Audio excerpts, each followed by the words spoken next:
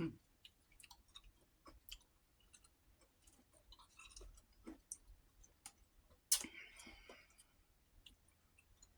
Mm.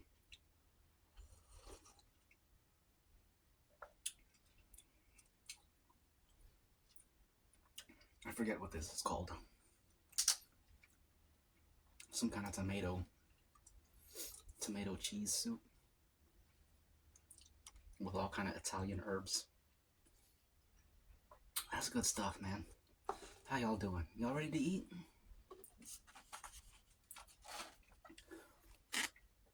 Some fried taters,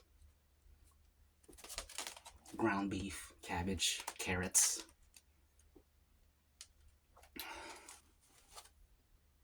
Good stuff. Can't go wrong with a little straightforward food. Meat and potatoes, veggies. Don't get any more straightforward than that.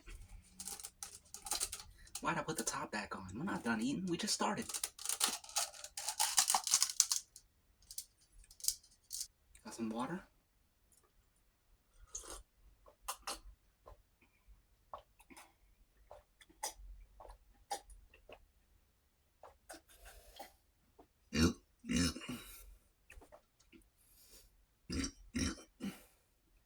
Excuse me.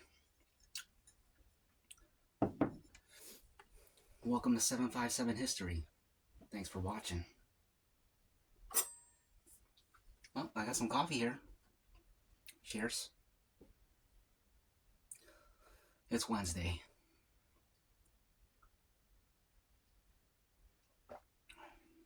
I got some garlic powders, some crushed red peppers,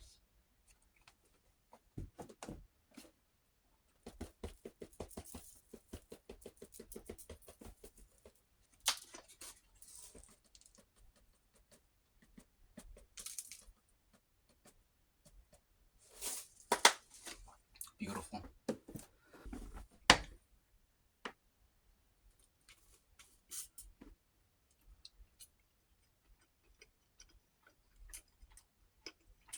Gotta love fried taters.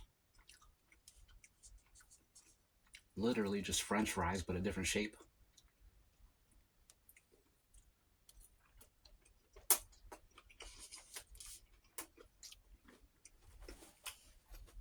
I need the spoon.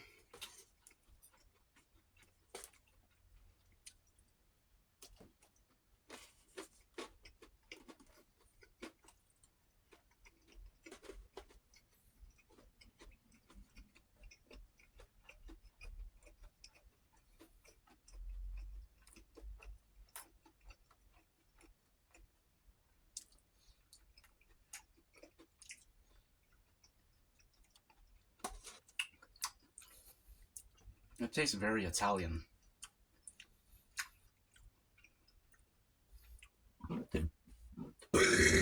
Excuse me. Excuse me.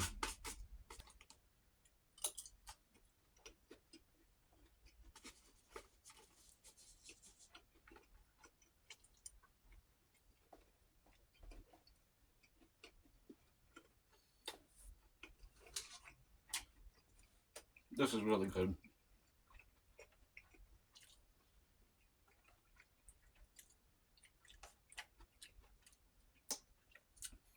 So the other day, I watched Sicario 2 from 2018. Have y'all ever seen any of the Sicario movies? Sicario 1 came out in 2015. I watched Sicario 1 when it came out. Not in theaters, but when it came out, 2015, over 10 years ago. And I had heard about Sicario 2, but I never watched it. I wasn't that interested, but recently I was, so I watched Sicario 2 for the first time, and I really liked it. I liked it so much that I had to go back and re-watch Sicario 1. So I did that the next day. And man, those are great movies. I I slept on Sicario 1 when it came out. I thought it was good, but I didn't appreciate it as much as I should have. When I rewatched it 10 years later, I fully appreciate it now. Anyway, Sicario 2, the plot was interesting because in the plot, South American cartels are declared terrorist organizations by the US government, which expands their ability to fight them because if they're not terrorist organizations, then there's a lot of red tape in dealing with them. When they're terrorist organizations or designated as terrorist organizations, that red tape doesn't exist. Their capabilities are expanded. So, does that sound familiar? That just happened, and I think it happened in 2025. Trump did that. And this movie came out in 2018. It was fiction at the time, and now it's reality. So that's interesting. We can talk about that more, but I kind of just want to talk about the movies, and I also want to eat, and I also don't want this video to be too long. So, decisions.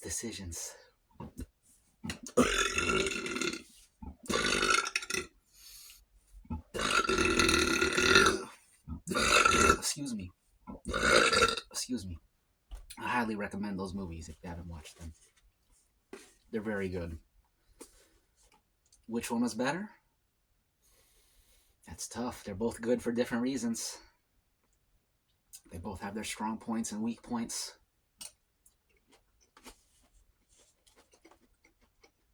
How about this? You watch both of them, and then you tell me which one you liked better.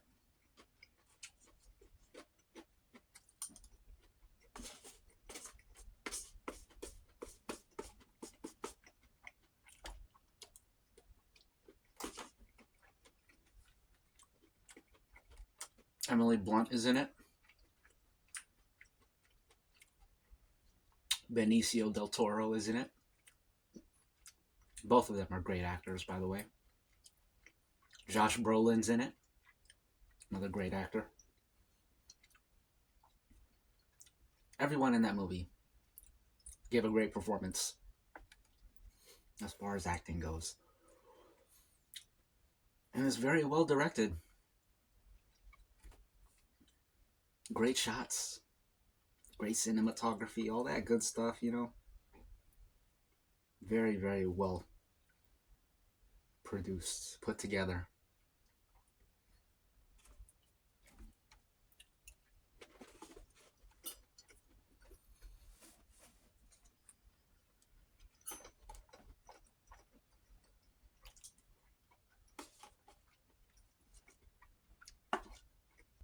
So yeah, the way the plot in 2018 predicted 2025, that's interesting. It can be interpreted many ways. One is just pure coincidence. I don't believe that. I don't think anyone else does either. Other ways to think about it. Someone might say, okay, Trump saw that movie and he said, hey, that's a good idea. And then he decided to do it. I don't believe that either. I don't think Trump is out there watching movies and saying, I'm going to do that. I mean, he could, but I don't think so. What I think happened... Oh, here's another one.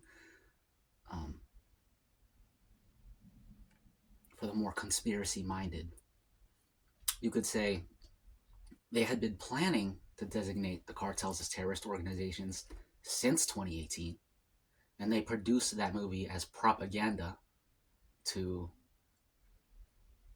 prep the population for when it happens, to condition them so that when it happens in 2025, we're all with it. Something like that, That's another angle on it. I read a comment under one of the YouTube clips that the United States Army, maybe government, one of the federal institutions has a contract with Hollywood since World War II. Um, a contract that says, like, I forget, like, Hollywood is allowed to fund, I mean, the government is allowed to fund films within Hollywood to serve as government propaganda. So when they come out with war movies and stuff, a lot of those are sponsored by the government. So they think there's like population conditioning going on. They could, some people think that Sicario is part of that. I don't really believe that. That's a bit far fetched. Um, I think using Occam's razor, as people like to say, Occam's razor. I feel like what happened was there's been talks for a long time within those circles, people who deal with the cartels. There's been talks for years about this. We're dealing with all this red tape. This is what needs to happen in order to untie our hands from behind our backs. And the scriptwriter, being privy to this information, these circles, these whispers in the wind, he wrote a script based on that. And those whispers continued for 7 years, and something finally happened. And that's all it is, you know. But yeah, it's interesting to think about.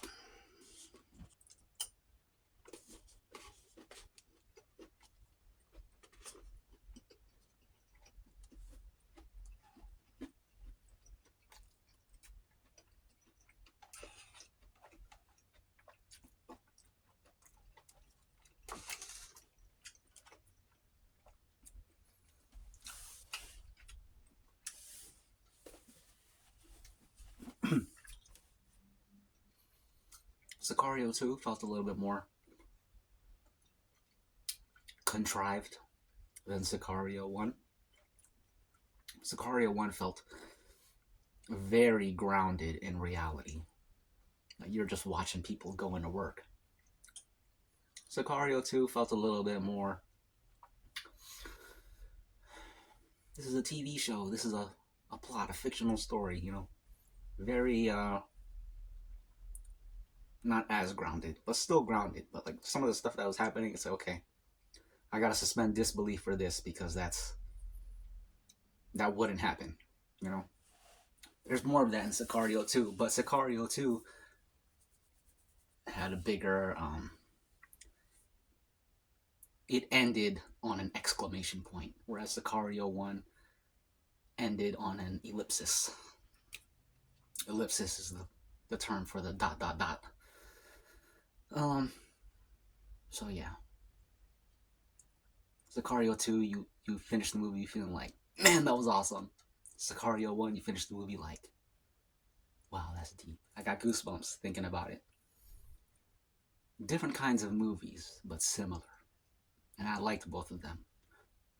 They're both masterpieces. One movie that gets compared to those, excuse me, is No Country for Old Men. Also very highly regarded.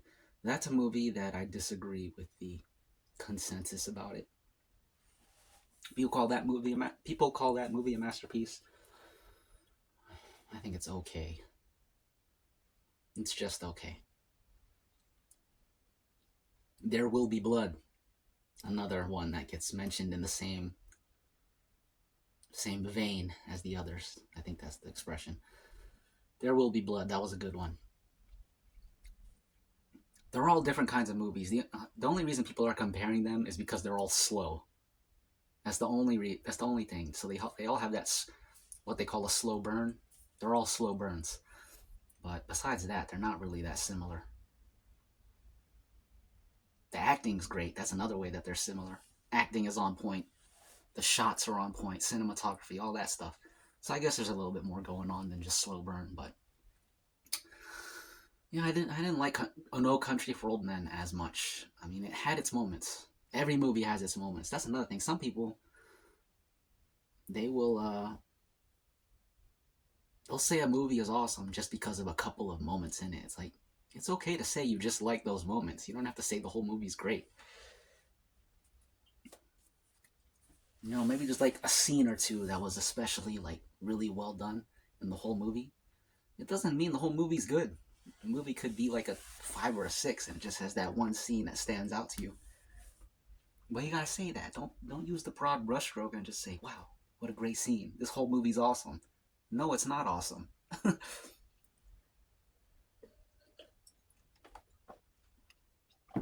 that's how that's how a lot of hack directors are able to get away with things, because they can put together the nice packaging, one good scene or a good piece of dialogue, a good couple of minutes, very well filmed. It says nothing about the whole film.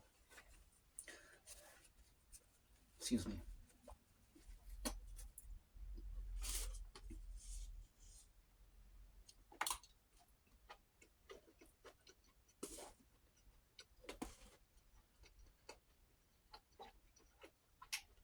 It has mushrooms too.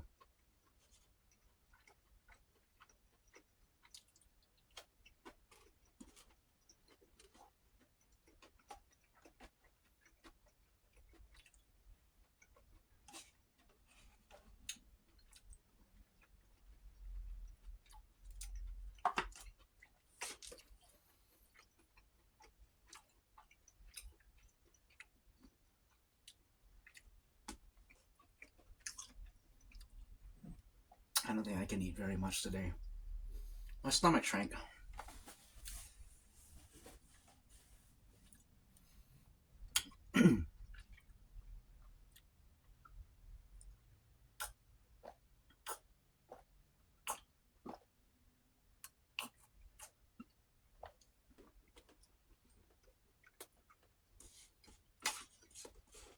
I guess I'll talk more about Sicario. Let's talk about the first one. So the main character is a woman, Emily Blunt, the actor's name. She's FBI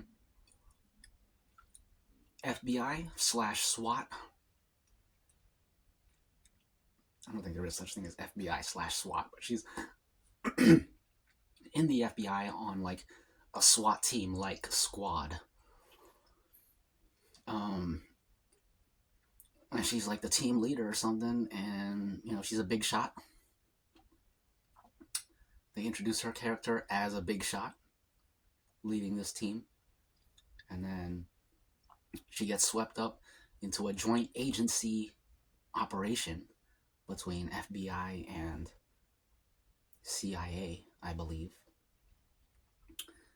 And she learns, and we learn through her eyes, that there's a whole nother level of government where they play by different rules. And you're thinking at first, she's the FBI, she's the top, she's cream of the crop. This is a very high level, and then you learn FBI ain't nothing. They're nothing. So yeah, it's a cool movie. I like it. Very cool. There's a lot of like pretty much everything, all the big moments and big reveals and info is very understated, which is true to real life. Like you really got to pay attention in that one. I think when I first watched it, I didn't really know what was going on, because a lot of it is being revealed through the dialogue, and they're just talking like regular people. So like, there's not gonna be like some background musical flurry to prompt the audience to know there was a big piece of information right there. No, they're just gonna say it, like me talking to you right now, and it's up to you to be an intelligent viewer and make that connection. Like, oh, that's crazy. That really, something like that. Most people are not intelligent viewers, by the way, but yeah, it's a good movie. Both of them, I recommend them.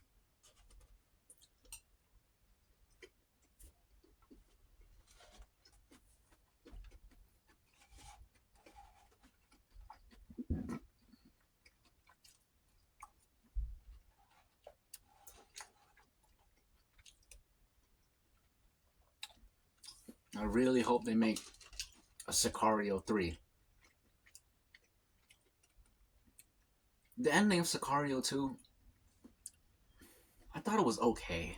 It was cool, but not my kind of ending. It's like there was a twist, which was unrealistic, but I liked it anyways.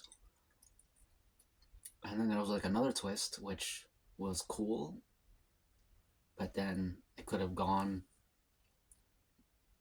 one of two ways. And it kind of went the way I didn't want it to go. I don't want to spoil it, but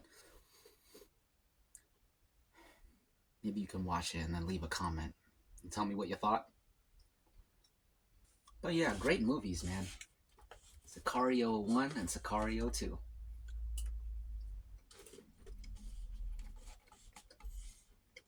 The director made some other films. Dune and Arrival.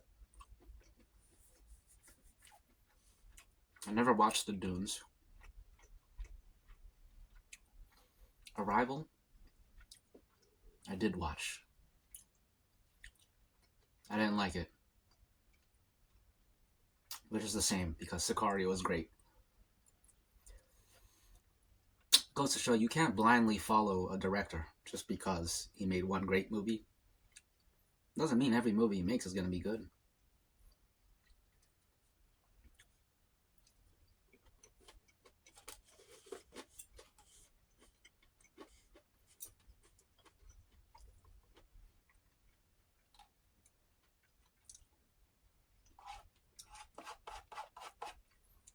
Tomato basil soup. That's what it's called. I just remembered.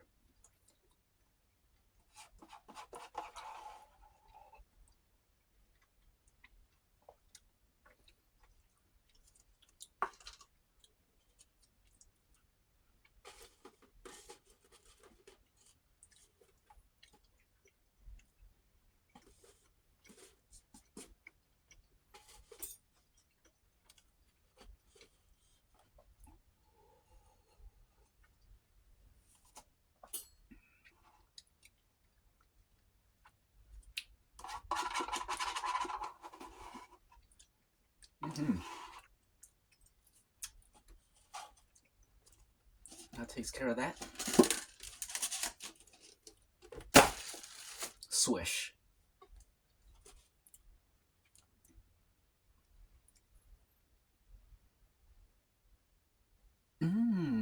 Good.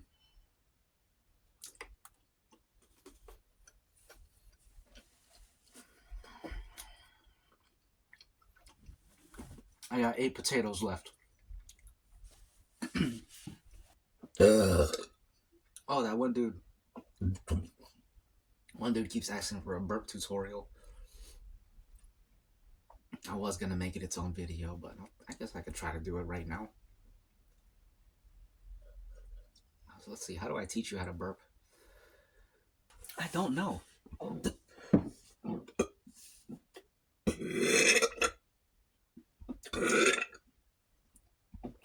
You could tell those are water burps. You could hear the water. Well, that was different. How do I explain it? I don't know. Sorry, buddy. Now that I'm actually sitting here trying to explain it, I have no idea. No idea. I mean, you just feel it and burp. that's what I do. You just feel it. I can feel it. You can't feel it? You see, that's the problem. I don't know how to explain how to feel it. I can feel it right here. And then I just...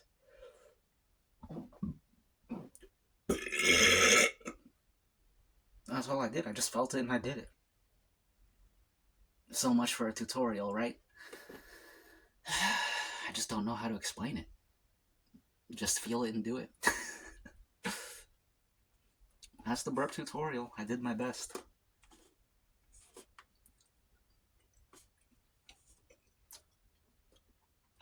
If that actually helped you, let me know, because that would be awesome if all of a sudden you could do it just from that. What I would think would be non-helpful advice. If you actually found it helpful, let me know, because that would be cool. Who knew it was so easy? All you gotta do is feel it and do it.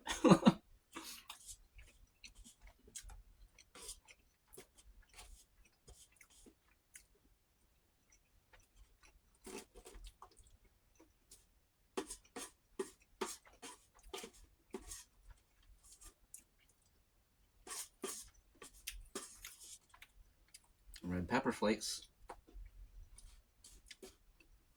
I got 2 potatoes left here. One for me and one for you. One for me and one for you. Cheers. Excuse me. It's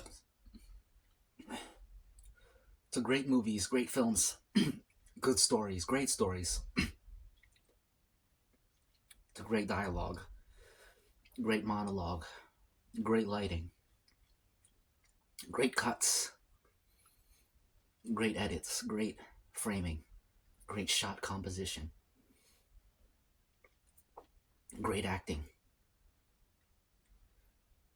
great emoting. Cheers.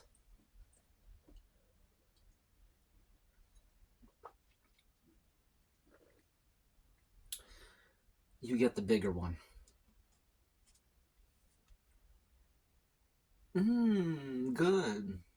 I know, right?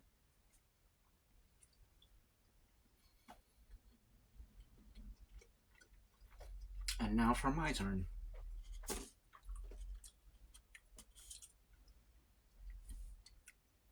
Una papa frita, as they say in Espanol. Tiempo para papa frita. And now we have our mug of coffee. So let's enjoy this.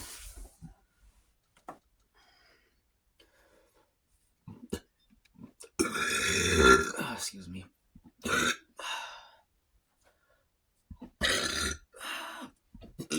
Excuse me. I might as well hit some of this body spray. Why not? Actually, Axe smells good, but it's too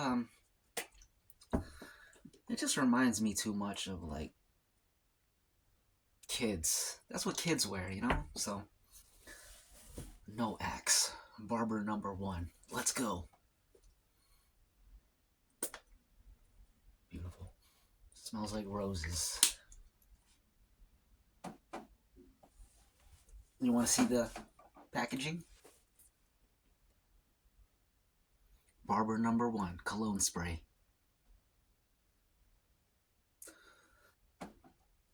It's a very weak cologne. I wouldn't even really call it a cologne. It's so weak, but it smells great. And the thing about what it lacks in intensity, it makes up for in volume.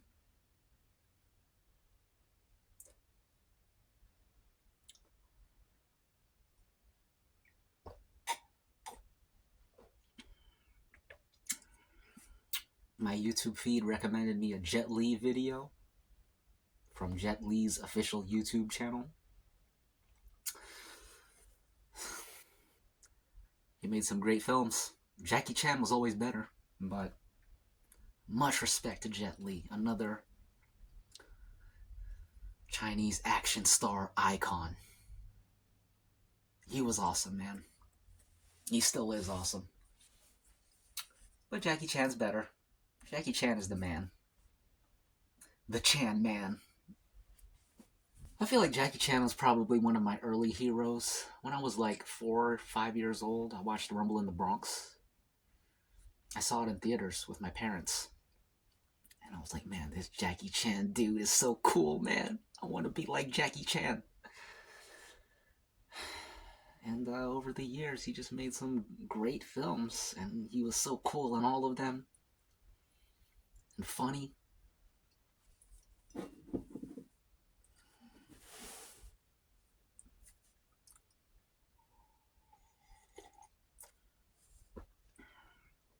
What are we talking about?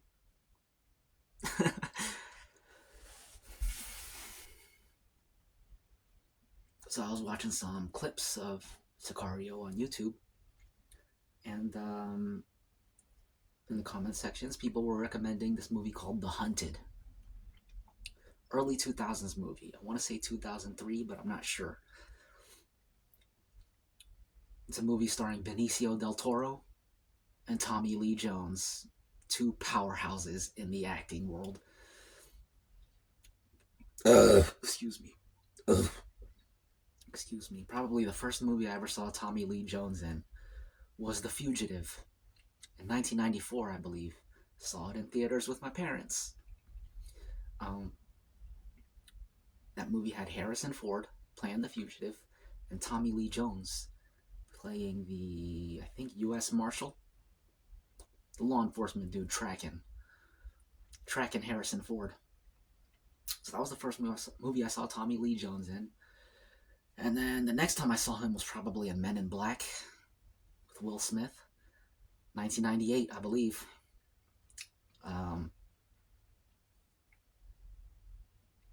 Tommy Lee Jones is cool. He's a no-nonsense dude. Plays no-nonsense characters really well. He was also in No Country for Old Men, which we talked about earlier. I liked him in that movie. Josh Brolin was also in No Country for Old Men. Josh Brolin was in Sicario. The Hunted. I gotta watch that movie. Benicio del Toro, I always get him confused with Antonio Banderas. I always get those two confused. They're different people. Antonio Banderas, the last movie I saw him in was 13th Warrior. Amazing film. Check that out. That's an underrated gem right there. I believe Antonio Banderas is Mexican. He might be Puerto Rican, I'm not sure. But in this movie, he plays an Arab man, which is kind of funny. Got a Hispanic, Latino dude playing an Arab. I can see it. You know, azúcar. It's the same word in Spanish as it is in Arabic. It means sugar in both languages. Because of that Spanish-Arab cultural exchange, they got common words, you know what I'm saying? Back in the day, spice trade, slave trade, all that good stuff. Cheers.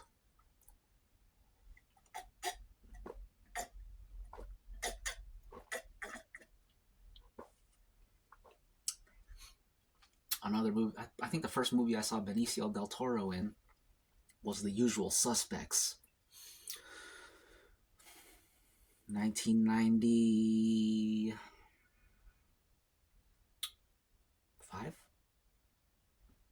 I'll look it up and we'll edit it in with the proper years with all these movies.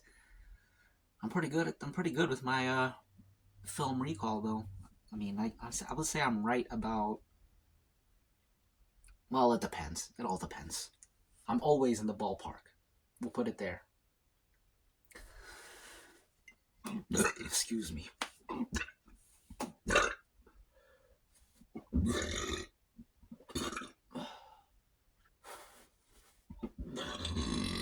We gotta get out of here soon. We're at 41 minutes.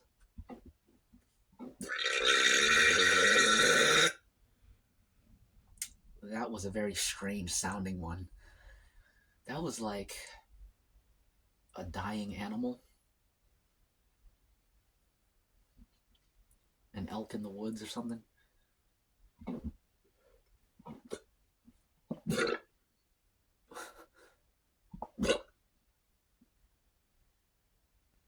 This is what we have left.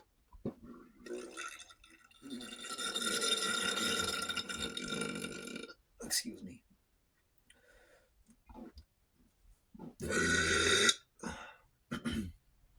Cheers. Let's toast to watching movies in the actual movie theater. That deserves a toast.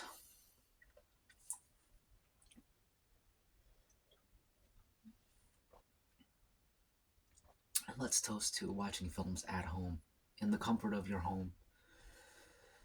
Able to pause the film so you can take a bathroom break anytime you want. grab your own pause to grab your own snacks, not have to pay for popcorn. I'll toast to that. Cheers.